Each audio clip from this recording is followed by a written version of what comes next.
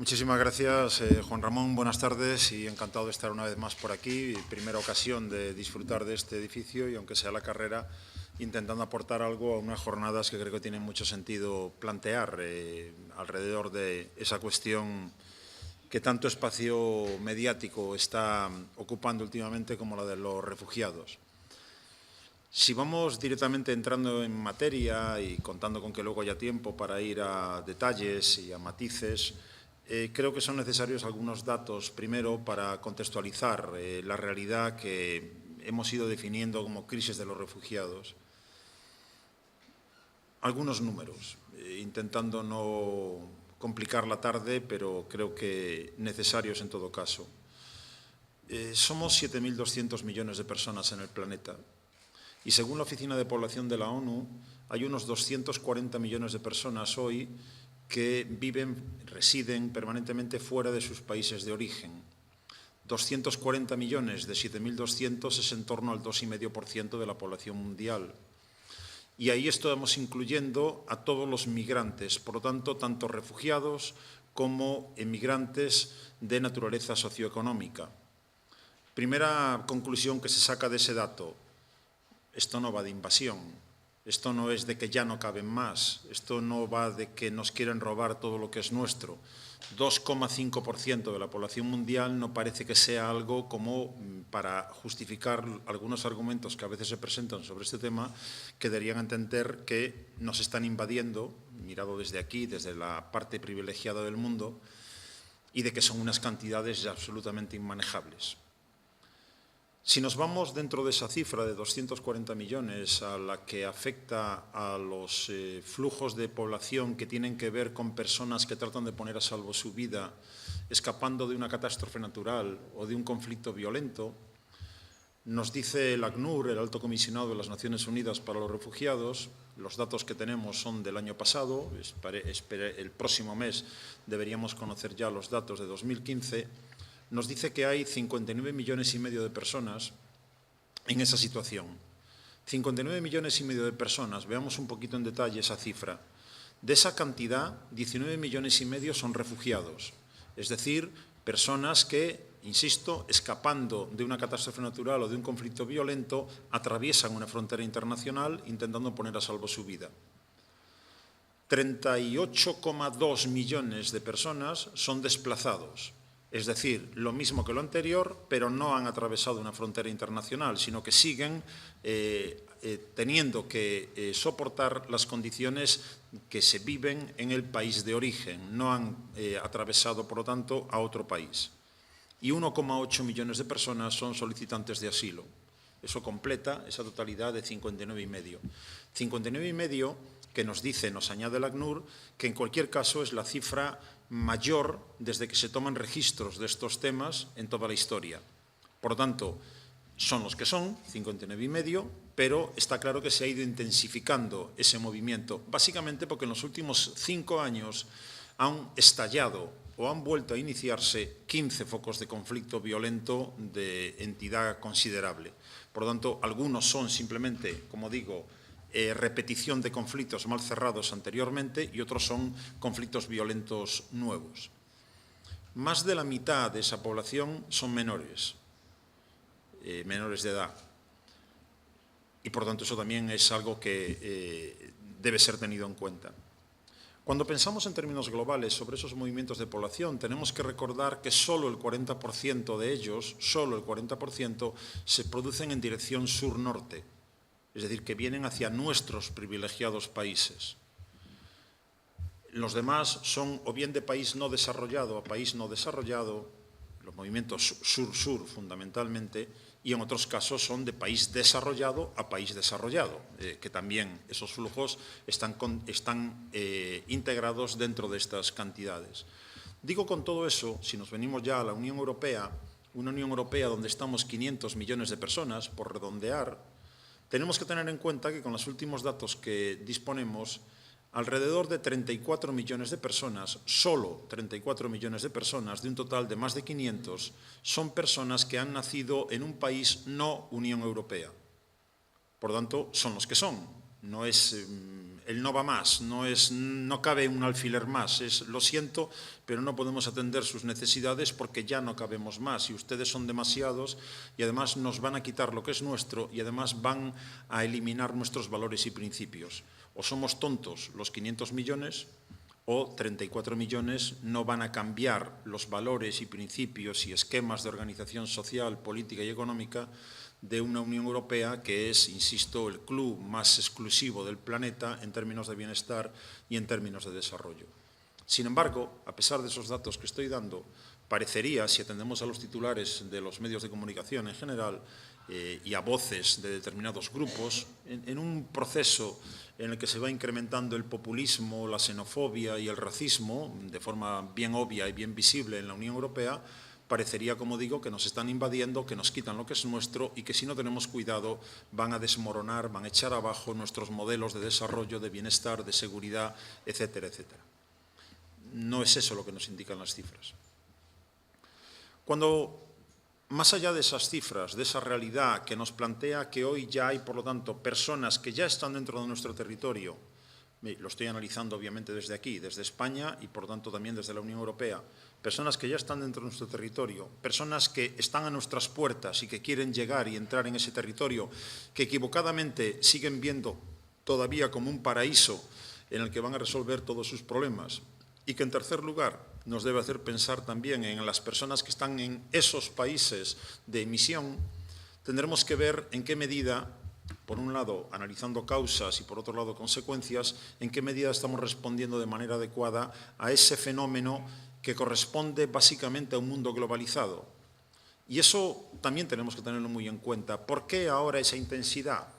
Buscando causas. Hay unas que son, si quieren, más, parecerían menos llamativas, más anodinas, pero importantes. Hay muchas personas hoy en el planeta que sin haber soñado nunca con coger un avión en su vida, se encuentran hoy con que los precios de los medios de transporte a nivel internacional son mucho más baratos.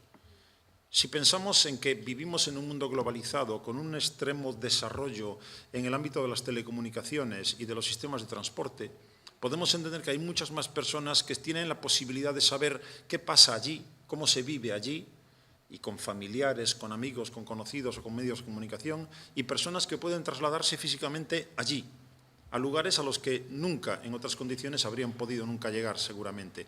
Luego, como parte de ese mundo globalizado, tenemos que asumir que este es un rasgo ya estructural, la posibilidad de movimientos transfronterizos en alza debido a la facilidad que plantean esos medios de comunicación y de telecomunicaciones, como estaba mencionando. Además de eso, tenemos que tener en cuenta otro dato también.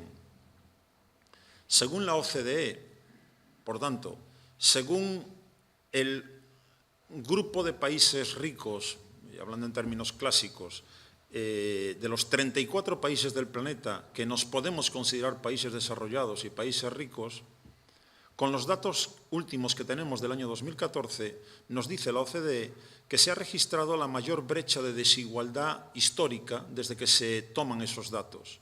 Es decir, en términos de los que tienen y los que no tienen, nunca ha habido una brecha de desigualdad de ese nivel. Pensemos que aquí cerca, en el Mediterráneo, nos encontramos en una zona, si dejamos fuera Corea del Norte y Corea del Sur, y si dejamos fuera Zimbabue y Botsuana, nos encontramos en la zona del planeta donde se da la mayor brecha de desigualdad en términos de renta per cápita media para quienes viven en el norte o en el sur del Mediterráneo. De tal forma que los que vivimos en el norte del Mediterráneo, de media, tenemos una renta per cápita de casi 7 veces más de la que tienen los que viven en la orilla sur del Mediterráneo. Por lo tanto, para quienes trabajamos en temas de prevención de conflictos violentos y de construcción de paz, no hay nada que tengamos más claro como el hecho de que la brecha de desigualdad es el factor belígeno más potente que existe y es también el motor movilizador más potente que hay. De tal manera que si nosotros, en lugar de estar hoy aquí, como estamos en Ciudad Real, estuviésemos en la orilla sur del Mediterráneo, o bien aceptamos pasivamente la suerte que Alá nos ha dado y a sufrir, que para eso hemos venido aquí, o bien intentaremos mejorar nuestras condiciones de vida intentando alcanzar ese supuesto paraíso que está simplemente, en algunos casos, a 14 kilómetros de distancia. Si pensamos en el estrecho de Gibraltar, en otros casos está a 0 kilómetros, Ceuta y Melilla es 0 kilómetros, o en cualquier caso, en la totalidad del Mediterráneo, apenas un lago que no separa, sino que une a sus orillas. Luego, entendamos que mientras la brecha de desigualdad siga aumentando, tenemos una causa fundamental que explica los movimientos migratorios, sean de raíz socioeconómica o sean de raíz derivada del conflicto violento. Y ahí tenemos una causa fundamental. Luego, lo mismo, si le doy la vuelta mirando el cómo responder a esa situación, mientras no estemos reduciendo esas brechas de desigualdad, estamos ayudando de un modo u otro a fomentar esos flujos migratorios, la intensidad de esos flujos migratorios. Otra de las causas, siguiendo con ese mínimo intento de exploración de causas, otra de las causas que nos permiten explicar esa intensidad, ese movimiento de esos 59,5 millones de personas que antes comentaba, tiene que ver con el estallido o la prolongación de conflictos violentos. En la medida en la que, en cuanto uno tiene un cierto amor a su propia vida, intenta preservarla y, por tanto, escapa de lugares de violencia. Y basta con empezar, la lista es casi interminable, pero desde luego a día de hoy Siria es quizá el foco de atención principal, pero sin olvidarnos de Afganistán y sin olvidarnos de Somalia y sin olvidarnos de Eritrea y sin olvidarnos de tantos otros lugares donde esos focos de conflicto hacen que la población civil en general trate de escapar poniendo a salvo su vida, o bien en su propio territorio, si no tiene más remedio, si no le dejan traspasar una frontera internacional, convirtiéndose en desplazados, o bien convirtiéndose en refugiados, saliendo a otro país vecino. Luego, la ocurrencia de esos estallidos de violencia o la prolongación en el tiempo, pensemos que el conflicto palestino-israelí lleva más de 60 años, el conflicto del Sáhara Occidental lleva casi 40, y así vamos viendo uno detrás de otro. Afganistán está en guerra desde el año 79 por lo menos, y otros se han ido añadiendo. Pensemos en la Libia de hoy, un no Estado. Pensemos en Yemen, metido ahora mismo en una vorágine violenta en la que no se adivina un final a corto plazo, en la medida en la que hay actores no solamente locales, sino también internacionales implicados en ese conflicto. Y así tantos otros. Somalia es otro. Somalia lo hemos utilizado durante años como el clásico ejemplo de Estado fallido. Pues bien, un listado que podemos, como digo, seguir ampliando a otros horizontes. Recordemos que en Colombia hay a día de hoy más de 6 millones de personas que son desplazadas internas en un conflicto que lleva 50 años abierto. Todo eso nos da a entender que mientras no atendamos a las causas estructurales que generan ese estallido de violencia, tendremos que asumir que esos flujos de población se van a producir con mayor o menor intensidad, simplemente por un instinto natural que nos lleva a preservar nuestra vida escapando de la violencia.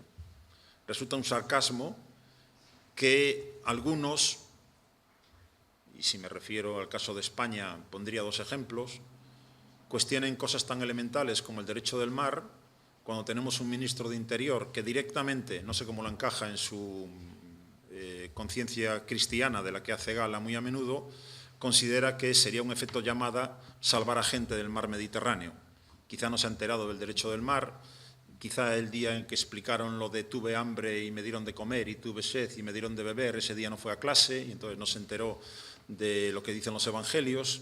Del mismo modo que el cardenal Cañizares en su momento se preguntaba si era trigo limpio todo lo que entraba en España. Quizá también el señor cardenal ese día no supo leer, pasó la página de los evangelios que hablaban de ese tema. Quiero decir con esto que básicamente nos encontramos con situaciones muy básicas que nos apelan de forma directa en la medida en la que, insisto, vivimos en un mundo globalizado y en el que no podemos seguir pensando que tenemos la respuesta adecuada cuando nuestro único enfoque, como ocurre en el caso de la Unión Europea, es un enfoque fundamentalmente policial y restrictivo, intentando que no entren. Es decir, si nuestra respuesta, y voy por el camino de las consecuencias y las respuestas, si nuestra respuesta es preocuparnos de si es mejor poner un muro con concertinas o levantar una barrera de 20 metros o desplegar unos cuantos buques de la OTAN en el Egeo para de ese modo hacer frente a esa crisis a esa crisis de las que somos corresponsables, obviamente nos estamos equivocando. hago un énfasis más en esa cuestión. Somos corresponsables. No es una cuestión sobrevenida de la que nos podamos abstraer. Siria es un invento francés, con Líbano incluido. Kuwait es un invento británico. Jordania es un invento británico. Y todo el mundo árabe-musulmán en general, que encaja dentro de esta visión que trato de plantear sobre esas crisis de refugiados, es el resultado de decisiones europeas a las que luego sigue la hegemonía estadounidense, creando unos estados artificiales que obligan a vivir juntos a comunidades que no quieren vivir juntas y que por lo tanto generan una debilidad y una inestabilidad estructural que deriva en muchas ocasiones en estallidos de violencia. Estallidos de violencia que no tenemos tampoco ningún problema en alimentar a través de una potente industria de armamento. Francia ahora mismo se está poniendo las botas, igual que Estados Unidos, vendiendo a los regímenes de la zona. España también hace lo que puede, estamos vendiendo armas a Arabia Saudí, pero desde luego no al nivel de los dos que ya he mencionado. Y por lo tanto, tanto históricamente como en la actualidad, en la medida en la que también compartimos intereses con determinados regímenes políticos absolutamente impresentables en la zona, sea Arabia Saudí, que financia el yihadismo y financia, por lo tanto, el conflicto en muchos lugares, sea mirando para otro lado cuando en Egipto se da un golpe de Estado y seguimos pensando que no pasa nada y que eso nos permite vivir al margen de la inestabilidad que se pueda generar en la zona. Todo eso, como digo, tanto en términos históricos como actuales, nos hace corresponsables de la situación. Sin querer asumir esa corresponsabilidad, haciéndonos los sorprendidos, lo de Siria es cualquier cosa menos una sorpresa. Es decir, que tengamos ahora miles de personas a nuestras puertas llamando es cualquier cosa menos una sorpresa en la medida en la que eso deriva de un conflicto que estalló hace 5 años y que sabíamos que tenía como una de sus consecuencias esta de flujos migratorios. Digo, es una paradoja el hecho de que a personas que están escapando de la violencia terrorista y yihadista, las podemos considerar algunos como contaminados por el yihadismo o el terrorismo. A ver si los que entran vienen con malas intenciones y quieren reventar nuestras sociedades. Como si no fuera el hecho de que la inmensa, abrumadora mayoría de esas personas están escapando precisamente de la violencia que esos yihadistas, esos terroristas y esos regímenes políticos están aplicando día a día. Por lo tanto, es un sarcasmo, decía, el considerarlos, el contaminar a esos refugiados con la idea de que puedan estar también infiltrados por los terroristas. Lo digo por otro ámbito. Sería yo estúpido si yo fuera un dirigente de Daesh y después de haber invertido tiempo y dinero en instruir a un individuo para que fabrique bombas, lo arriesgue a meterse en una patera a ver si entra por el Egeo en vez de venirse en un avión tranquilamente o bien en activar a alguien que ya tenga dentro del territorio europeo para que desde allí pueda poner las bombas. O sea, es hacer el tonto, invertir dinero y tiempo en crear capacidades terroristas y arriesgarse a que se metan, a ver si se ahogan en alguna patera, en lugar de meterlos por otros caminos. Por tanto, ¿quiere decir esto que ni uno solo de todos los que entren puede venir con malas ideas? No, claro que no. Somos seres humanos. Lo único que distingue a esas personas de otras es que son refugiados. Luego, ni los demonicemos, ni los idealicemos y sacralicemos. Ni son ángeles de Dios, ni son demonios. Son refugiados, con necesidades directas. Bien, si vamos por ese camino, ¿qué consecuencias tiene, por lo tanto, el no atender a esas causas de manera adecuada? La primera consecuencia obvia es la de que son millones, he dicho antes 19,5, si pensamos solo en los refugiados, son millones las personas que no pueden satisfacer sus necesidades básicas ni garantizar su propia seguridad en la medida en la que tienen que arriesgarse a cruzar una frontera internacional escapando de su propio país. Luego, principales víctimas, obviamente, esas personas, los refugiados. Además de eso, una de las consecuencias que está teniendo esta crisis, mirada desde aquí, desde la perspectiva de la Unión Europea, es que nos deja absolutamente desnudos. Desnudos porque, como decía antes la alcaldesa, no se trata de una cuestión de altruismo. Yo no apelo, yo me dedico a las relaciones internacionales, por lo tanto hay palabras en mi discurso que no existen. Yo no hablo de altruismo. No hablo de solidaridad, no hablo de justicia social, hablo únicamente de obligaciones contractuales. Y los 28 países de la Unión Europea han firmado la Convención del Estatuto de Refugiados de 1951. Y eso determina obligatoriamente, jurídicamente, la necesidad de asistir y proteger a toda persona que trata de poner a salvo su vida escapando de un conflicto violento. Punto. No hay que darle más vueltas. Luego, si no atendemos y no protegemos a esas personas, estamos haciendo dejación de nuestra responsabilidad. Estamos incumpliendo un compromiso jurídico. Y eso están haciendo todos nuestros gobiernos. Por lo tanto, una de las consecuencias, que nos deja desnudos. Nos deja desnudos cuando vemos que nos envolvemos en un discurso que hace apelaciones constantes a valores y principios y, sin embargo, llevamos a cabo una política exterior que tiene muy poco que ver con esa cuestión, donde los derechos humanos, como en tantas otras ocasiones, son utilizados de manera selectiva y, cuando no interesa, se quedan simplemente metidos en el cajón a la espera de mejor oportunidad. Luego, ese es un elemento para mí fundamental, esa dejación de responsabilidad. ¿Qué estamos viviendo a partir de ahí? Estamos viviendo una respuesta que es, por un lado, penosa y, por otro lado, equivocada. Insuficiente en todos los casos. Es decir, ¿cómo está respondiendo la Unión Europea a la crisis que hoy en día tiene? Ni atiende bien a los efectos más llamativos, es decir, esas personas que tenemos ante nuestras puertas, ni atiende mucho menos a las causas estructurales que explican el hecho de que esas personas estén allí. En el primer caso, lo que vemos es que la Unión Europea reconoce su incapacidad para poner en marcha una política común de asilo, una política común migratoria, y que, por lo tanto, en lo que estamos es en un auténtico sálvese quien pueda, con respuestas que son puntuales e individuales de un país que pone la frontera con más policía y que obliga, por lo tanto, a desviar esos flujos al país de al lado. Y el de al lado ya verá cómo se las arregla. Y el de al lado hace lo mismo y se la pasa al siguiente. Me asusto a mí mismo cuando digo ahora, y no lo decía hace un año, y digo que me asusto porque soy un europeísta convencido todavía a estas alturas, crítico pero convencido, necesitamos Unión Europea.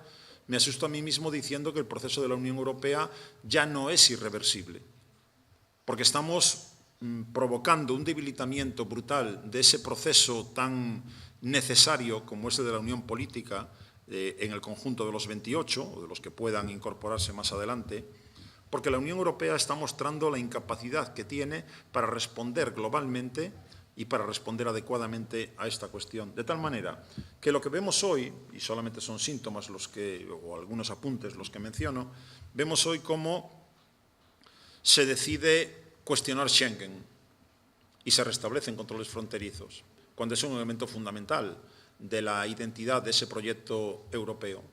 Vemos hoy cómo se pide que algunos países sean, dicho en esos términos, expulsados de Schengen. Grecia no es capaz de atender a sus problemas y, por lo tanto, debe quedar fuera de Schengen. Igual de fracaso es desplegar unos cuantos buques de la OTAN en el Egeo para intentar evitar que puedan entrar, que puedan llegar población siria, afgana y de otros países desde territorio turco. Fracaso exactamente igual al que supone el acuerdo de la Unión Europea con Turquía. Es una muestra más del nivel de vergüenza que tenemos que soportar. Porque la Unión Europea se ha preocupado, con el liderazgo de Alemania, de establecer, por un lado, a ver si conseguimos incrementar los fondos para pagar por los servicios prestados que nos hacen otros. Por otro lado, a ver si conseguimos incrementar los controles fronterizos de nuestro espacio exterior. Y de ese modo vemos, y pongo el ejemplo de Turquía, vemos cómo esa figura del país seguro. La idea es, vamos a crear un listado de países seguros. País seguro quiere decir que de allí no me pueden venir refugiados, porque nadie los va a perseguir por ninguna razón, son países seguros. Y países seguros quiere decir, los que hayan entrado irregularmente en territorio de la Unión Europea pueden ser devueltos a ese país, porque es un país seguro, que va a tratar bien a los refugiados. Miremos el caso de Unión Europea con Turquía. ¿Es Turquía un país seguro hoy? Evidentemente no. En ninguno de los conceptos que he mencionado hasta ahora. Porque Turquía, que ha firmado el Estatuto de 1951, lo ha hecho con una nota al pie de página que dice solo para los refugiados europeos. ¿Y de cómo que refugiados europeos? Refugiados europeos tenía sentido en el año 51, veníamos de la Segunda Guerra Mundial, pero hoy no hay refugiados europeos. Pero los otros, ya se sabe de principio que Turquía no les va a dar estatuto de refugiados. Lo que ha hecho Turquía es añadir, pero por pura voluntad propia y por tanto no es una obligación de la misma medida, que a los que vengan de Siria, bueno, pues algo les hará, no estatutos de refugiado con todas las garantías que supone el estatuto. Y por otro lado, bien sabemos que Turquía ha estado disparando directamente a refugiados sirios en su propia frontera. ¿Ese es un país seguro? Da igual, necesitamos a alguien que nos alivie el problema. Por lo tanto, estamos dispuestos a pagarle 3.000 millones de euros a Turquía, más otros 3.000 a partir de 2018. Estamos dispuestos ahora, el próximo mes, a liberar a los ciudadanos turcos para que puedan entrar en el espacio Schengen sin visado, cosa que por otro lado ya se debería haber hecho hace mucho tiempo, exigiendo determinadas condiciones, y nos hemos comprometido a abrir algunos capítulos de la adhesión, del proceso de adhesión de Turquía a la Unión Europea. Una cosa es abrir, otra cosa es cerrar. Se puede abrir un capítulo de negociación y mantenerlo abierto durante siglos. ¿Qué estoy diciendo con esto? Que le vamos a tomar el pelo a Turquía. Claro que no vamos a cumplir lo que estamos diciendo. Pero lo que buscamos, mientras tanto, es que Turquía nos alivie el problema encargándose de esa población refugiada con una fórmula absolutamente estrambótica de por cada uno que devolvamos a Turquía, Turquía nos puede enviar uno por canales oficiales, pero también hay que leerse la letra pequeña. La letra pequeña dice hasta 72.000. ¿Y después? ¿A partir de 72.000? Y tenemos que preguntarnos eso ya, porque da la casualidad de que 72.000 es nada comparado con el volumen de flujos que se están moviendo ahora mismo en la zona. Por lo tanto, ya podemos adelantar que en cuanto sean 72.001, suponiendo que se cumpliera ese acuerdo, ahí se acabó. Y los siguientes ya no van a tener esa fórmula de uno por uno. Y sin embargo, eso es lo que estamos planteando ahora como lo mejor que hemos sido capaces de poner en marcha. Añadido a eso, y termino, lo podemos traer aquí, más cerca todavía, en España. Ceuta y Melilla es un ejemplo diario. A mí, no sé si les pasa lo mismo a ustedes o no, pero cuando yo oigo a la embajadora húngara declaraciones en las que felicita a España por lo bien que lo estamos haciendo en Ceuta y Melilla, a mí hay algo que no me encaja. O sea, eso tienes que hacértelo mirar. O sea, no hay forma de que eso lo pueda ver como una buena noticia, porque lo que estamos haciendo en Ceuta y Melilla todos los días es violar derechos humanos. Y si Hungría, claro, es que es Hungría, que está en esa órbita, si Hungría toma a España como modelo, vamos mal, o van a ir peor los refugiados. En definitiva, y ya digo, termino en este punto y ojalá haya luego ocasión de darle alguna otra vuelta. Si nos quedamos solamente en ese plano, y ya comento que ese es el plano de lo más visible, de lo más llamativo, y no vamos a las causas estructurales, no vamos allí, a esos países donde las deficiencias y carencias en términos políticos, sociales y económicos producen estallidos de violencia recurrentes en los cuales estamos implicados, obviamente no vamos a poder frenar las causas que implican esos flujos de población. ¿Y qué tenemos hoy? Añadido, por lo menos para mencionarlos, añadido lo que he dicho por el Egeo, en el Mediterráneo occidental hay un ejemplo muy obvio. El hecho de que estos señores, de que Médicos Sin Fronteras esté salvando vidas en el Mediterráneo, es el reconocimiento más obvio del fracaso de la Unión Europea. Porque es una organización no gubernamental. Por muy potente que sea, ¿qué pasa? ¿Que es igual de potente que los 28 países de la Unión Europea? ¿Que es que la Unión Europea no tiene capacidad para salvar a vidas humanas en el Mediterráneo? Lo que tenemos en el Mediterráneo tuvimos la operación Mare Nostrum, octubre del 2013, después de una de las tragedias de Lampedusa. A eso la sustituyó la operación Tritón, que fue ya de menor alcance, en la medida en la que era fundamentalmente de vigilancia costera propia, para que no nos lleguen, no para salvar vidas allí en mitad del mar, y ahora estamos con la operación Sofía. La operación Sofía, la segunda fase de una operación que puede pasar todavía a una tercera, que implicaría el destruir los barcos que traigan personas para intentar entrar en la Unión Europea, somos tan sensibles en la Unión Europea que le hemos puesto el nombre de Sofía en recuerdo de la niña que nació en el buque alemán en la cual fue rescatada su madre, porque somos así de sensibles. Entonces le hemos puesto Sofía para después dejar morir a personas todos los días en el Mediterráneo. Por tanto, hasta ahí llega el alcance de nuestra voluntad. Digo de nuestra voluntad, no de nuestra capacidad, porque si la Unión Europea no tiene capacidad para responder mejor a los efectos más llamativos y a las causas estructurales es que no la tiene nadie en el planeta. Somos, insisto, el club más exclusivo del mundo. Lo que nos falta, por lo tanto, no es capacidad, es voluntad. Y de momento no la tenemos. Gracias. Hola, buenas tardes. Quisiera comentarle en el sur los políticos españoles, el tan cacareado efecto llamada, que eso es, que parece que es algo que es un argumento que utilizan bastante para que si dejamos de dejar pasar 400 o 500.000 habitantes en la Unión Europea, puede producirse un efecto llamada. ¿Qué nos puedes decir o qué nos puedes comentar sobre este tema? Efectivamente, muy cacareado. El efecto llamada parecería dar a entender a veces que cada potencial emigrante o refugiado que piense en España, que coloque España en su mapa mental, todas las mañanas se levanta y lo primero que hace es leerse el Boletín Oficial del Estado y dice, ah, mira, han aprobado una ley de extranjería que parece que está fácil, vamos para allá. No es así. ¿Cuál es el principal efecto llamada? El principal efecto llamada es la brecha de desigualdad que hay entre el norte y el sur del Mediterráneo. Es decir, cuanto más desarrollados seamos nosotros y más se amplíe la brecha porque no conseguimos arrastrar en esa dinámica de desarrollo a nuestros vecinos del sur, más efecto llamada. Porque habrá algunos, o sea, no nos pongamos en Ciudad Real, pongámonos en Sfax, en Túnez, pongámonos en Trípoli. Yo estoy viendo que allí viven 7 veces mejor que yo. ¿Qué me quedo? Mirando ahí toda la vida, sabiendo que no tengo capacidad para satisfacer mis necesidades básicas, que no puedo desarrollar una vida digna para mí y para los míos hasta que me muera. ¿O trato de alcanzar algo de ese otro mundo que veo como un paraíso, ya digo, falsamente como un paraíso? Como decía, para mí eso tuvo valor, porque lo dijo siendo presidente del Gobierno. Cuando Felipe González, siendo todavía presidente del Gobierno, decía, si yo fuera un joven marroquí, en aquella época eran más magrebíes y no tanto subsaharianos y de otros lugares, si yo fuera un joven marroquí, me montaría en una patera para intentar atravesar el estrecho. Y cuando la Guardia Civil me echara otra vez para atrás, al llegar otra vez a Marruecos, me montaría en otra patera. Y otra vez, y a ver si algún día cuela. ¿Por qué? Porque parto de la idea de que quiero llevar una vida digna, como cualquier otro. ¿Qué es lo que queremos nosotros? O sea, ¿qué quiero yo si vivo en el cuarto A de ese edificio?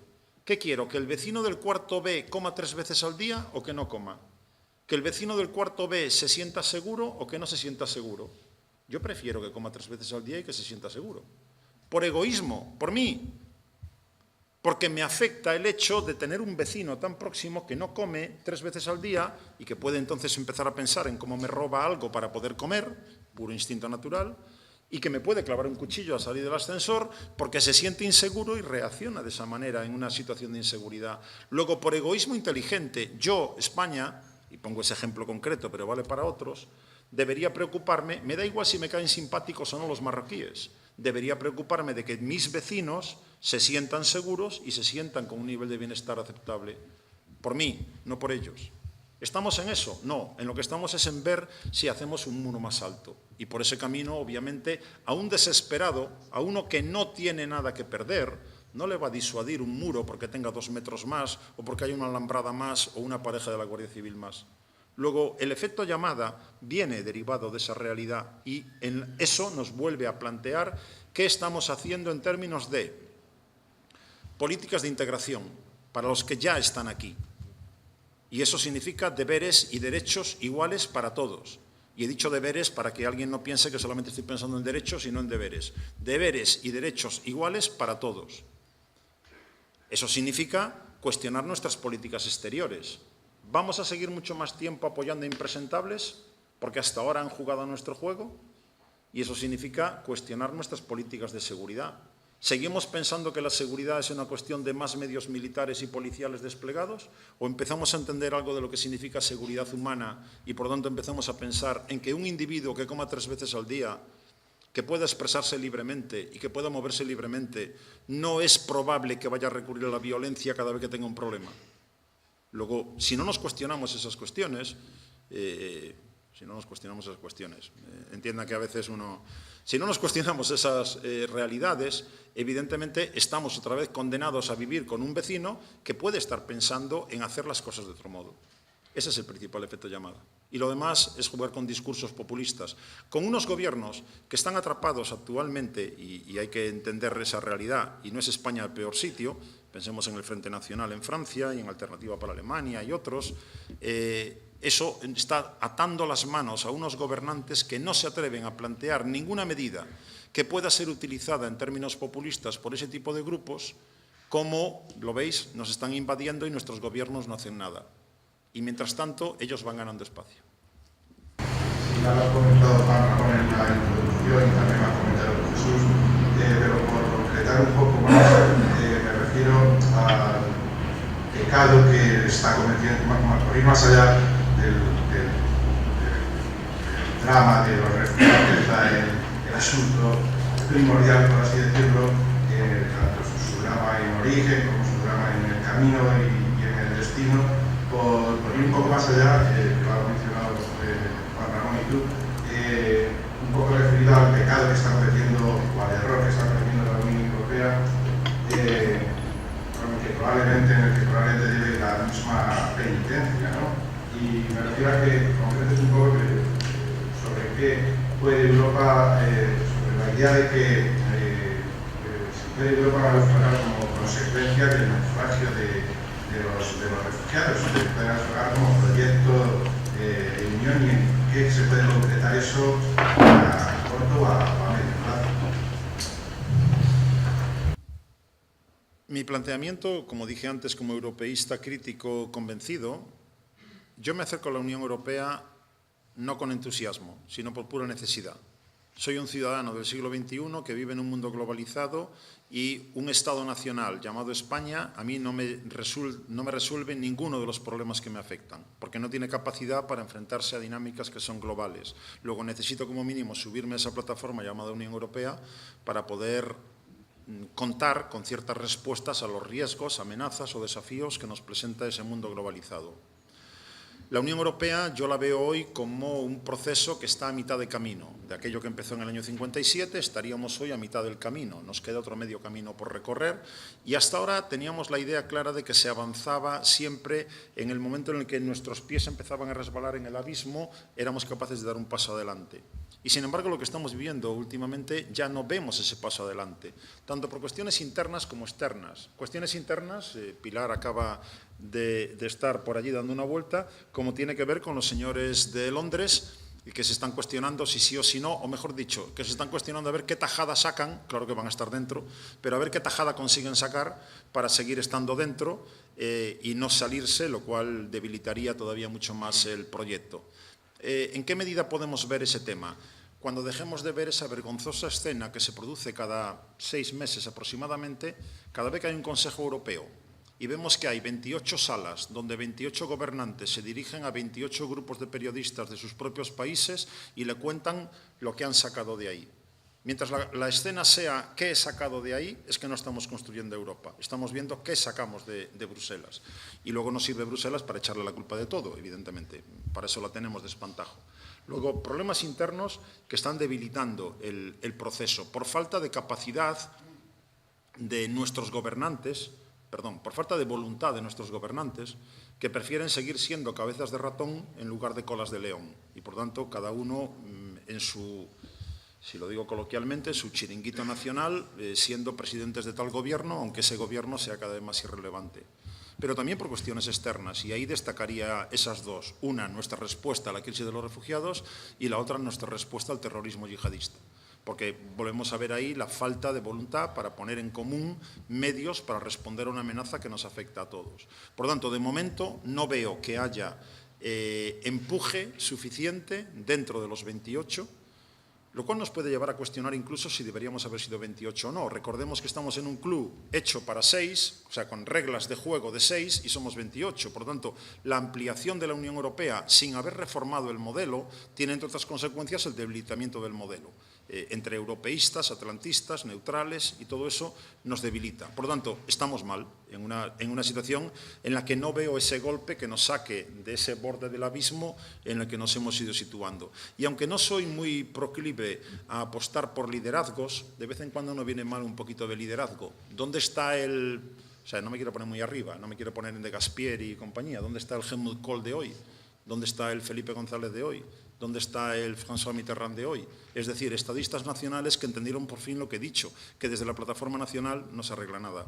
Pues no lo veo, no lo encuentro. Buenas tardes, muchas gracias a Jesús. Solo quería aclarar una cosa del tema de los países que están en el Medio Oriente. En el año 1920 no había ni Siria, ni Líbano, ni Irak, ni Jordania, ni nada. Era todo en el Imperio Otomano. Lo que pasa, la política inglesa y francesa querían repartir la tarta. Entonces lo que hicieron exactamente, hacer una broma, pero cogieron una regla y los partieron en el medio. Lo podéis ver también en el mapa. La zona sur, que cae Irak y Jordania, era la tarta inglesa, el norte era la francesa, Siria y Líbano. Con lo cual todos los problemas que están pasando en estos momentos es por la política de hace 100 años. Unos de los afectados de este acuerdo Sykes-Picot son los kurdos. Los kurdos que se han quedado sin país, no tenemos patria. Yo he vivido en muchos países, pero no tengo un país donde volver realmente. Tengo mi hogar, tengo mi tierra, tengo mis olivos, pero no tengo mi pasaporte ni mis derechos. No quiero hablar tanto de eso porque podemos tirar aquí 3 o 4 días. Quería hablar, simplemente no voy a hablar de los problemas de Siria, sino de las soluciones que se puede dar. La crisis que hay actualmente, el tema de los refugiados, bueno, la gente quiere pararlo de alguna forma. Yo tengo algunas soluciones para pararlo. Lo primero que se puede hacer es hacer un fly zone, para empezar, que dejen de bombardear a los civiles. La segunda cosa es apoyar a las zonas más estables, como las zonas kurdas, que realmente mi familia está ahí y no están muriendo de hambre realmente, están bien. La tercera cosa, parar el terrorismo indirecto de Europa. Europa prácticamente forma parte del terrorismo, no solo ISIS, mandando armas, haciendo acuerdos con un país como Turquía, donde no se respetan los derechos humanos. Les van a pagar 3.000 millones de euros, que es una barbaridad, en un país donde ahora mismo está en campaña contra los kurdos en el sureste y nadie se ha enterado, ¿verdad? Lleva tres meses votando a los kurdos, porque hay bloqueo de periodismo. No sé, parar de tener relaciones con países que apoyan al terrorismo. Digo un ejemplo, Saddam Hussein, el expresidente de Irak, el que fue ahorcado, gaseó a los kurdos y mató 5.000 personas en cuestión de minutos con armas químicas españolas. La gente no tiene la culpa, pero al final todo lo veo un interés de dinero. La guerra de Siria es un interés de todo el mundo. Les viene bien. Al principio Europa lo que quería decir, bueno, mandamos a extremistas de aquí a Europa y nos deshacemos de ellos y se mueren ahí. Pero no han pensado que puedan volver o puede fomentar nuevo yihadismo. No sé, el caso, yo al final lo veo que el tema de Siria, si el mundo se quiere ponerse de acuerdo de pararlo, lo pueden parar, porque ahora mismo se sienta Rusia y Estados Unidos juntos y se para todo. Pero creo que no hay interés en estos momentos que se pare la guerra en Siria. Gracias.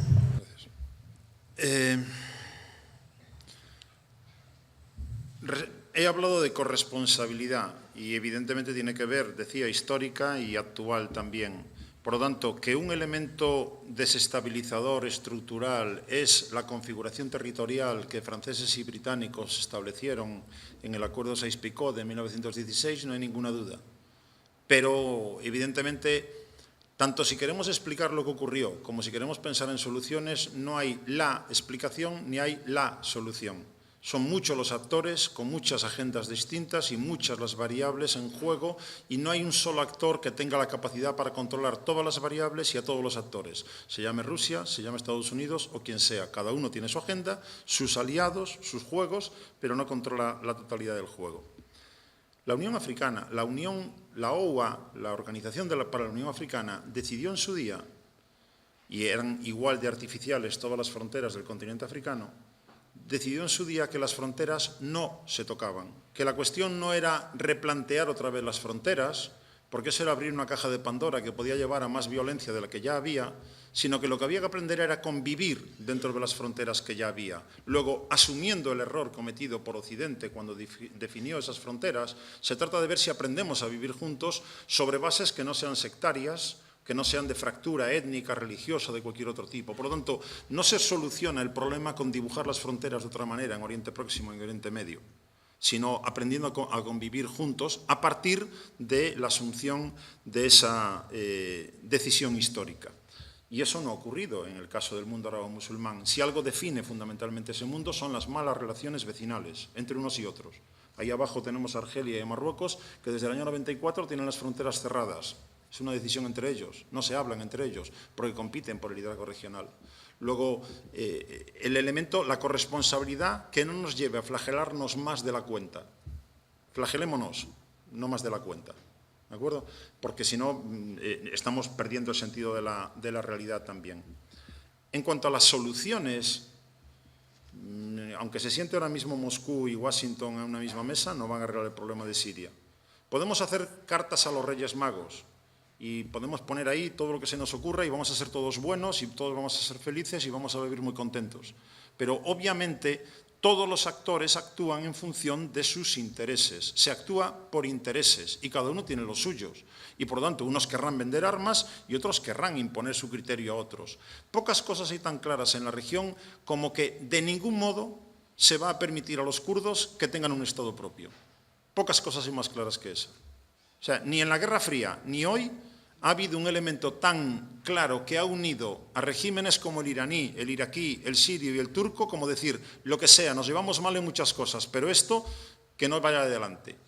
Y de hecho, los líderes kurdos hoy, quitando Barzani, en el Kurdistán iraquí, no hay ninguno que abiertamente apueste por la independencia. Y Barzani lo que dice de vez en cuando, voy a organizar un referéndum de independencia, pero no se atreve a ponerlo en marcha, entre otras cosas porque Estados Unidos le dice, no lo hagas. Y Barzani vive del apoyo de Estados Unidos. Luego, ni siquiera los kurdos, recordemos que los kurdos, el mayor pueblo del planeta sin un Estado propio, lo que caracteriza las relaciones entre los kurdos, que tienen diferentes dialectos y diferentes perspectivas de la vida, lo que caracteriza la relación intrakurda son las malas relaciones entre ellos.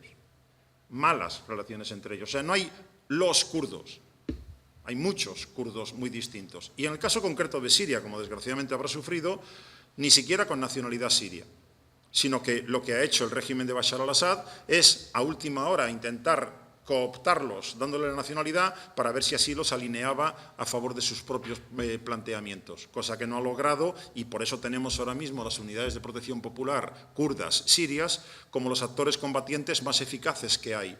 ¿Quién está apoyando esas unidades? Estados Unidos.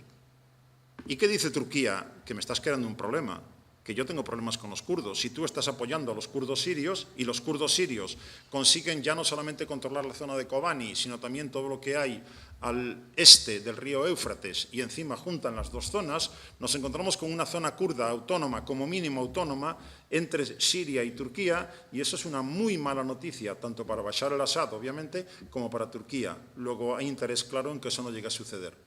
Otra cosa es que Estados Unidos coyunturalmente esté utilizando esa carne de cañón local para intentar enfrentarlos a Daesh, puesto que necesitan que alguien se enfrente cara a cara con Daesh. Pero es jugar con la gente. Así es como funciona el tema. Quería decir, abandonar el tema de Daesh, si podrían cerrar los kurdos ya, que un trozo del norte de Siria para que se cierre, pero no quieren cerrarlo, también. Como digo, no quieren cerrarlo porque eso significaría que unen los dos feudos que ya tienen los kurdos sirios separados, ya estarían unidos y por lo tanto dejarían a Turquía un tanto fuera de juego. Por lo tanto, no quiere Turquía que eso llegue a ocurrir y por eso está atacando directamente a las milicias kurdas sirias. Gracias, totalmente de acuerdo con todos los argumentos. Pero una cosa, hablabas antes de de derechos y obligaciones. Y de derechos y obligaciones. Sepáralo un poquito porque retumba demasiado, perdón. Hablamos de derechos y obligaciones.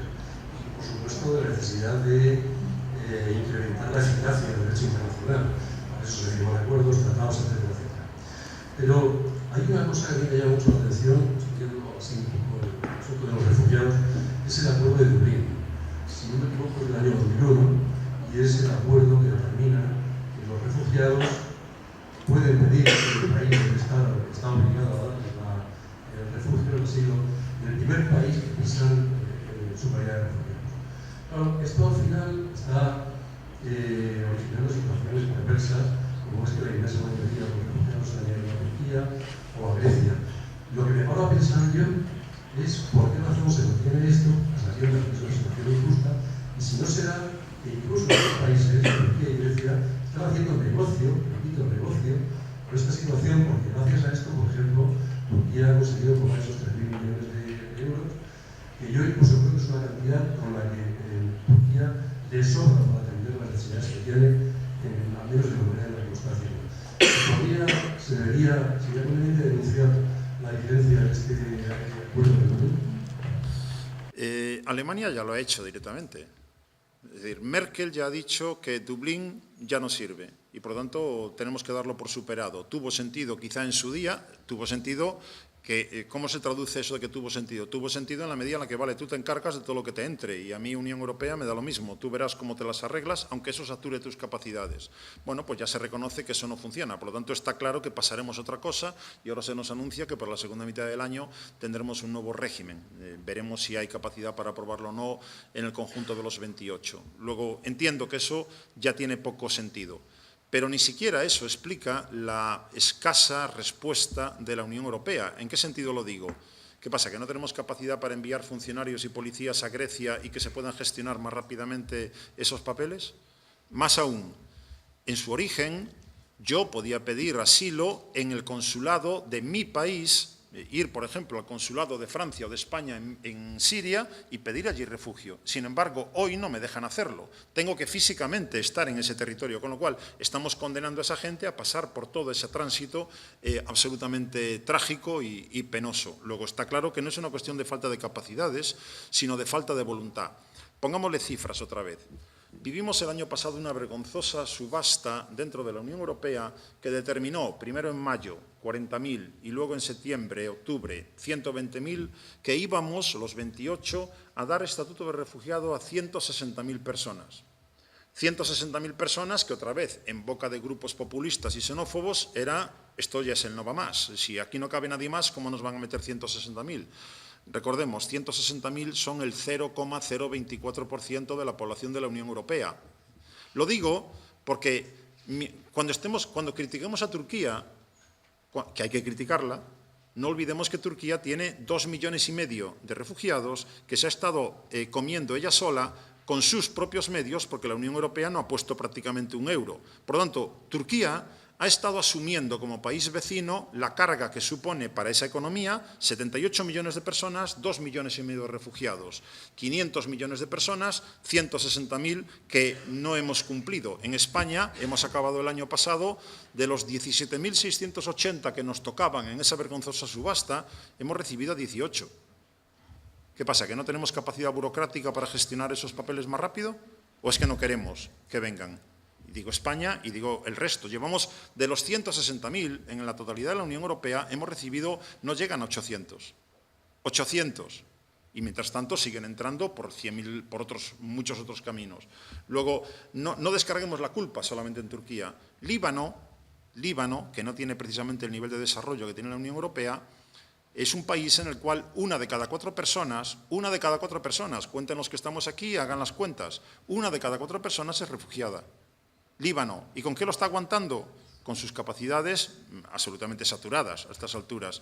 Luego, desde esa perspectiva, tenemos que entender que criticar, por ejemplo, a lo de Turquía, insisto, hay que hacerlo, pero sin perder la perspectiva. Luego, Dublín, démoslo ya por eliminado. Y lo que nos queda por ver es si a lo que vamos es a un planteamiento todavía más restrictivo, que es lo que me temo, o un planteamiento más generoso. Generoso en un sentido de respuesta positiva, no de generosidad de ningún tipo, sino de cumplimiento de obligaciones. Pero me extrañaría. una última... No, pasa. Bueno, pues entonces, pues nada, de nuevo, muchas gracias, Jesús. Un aplauso. Gracias.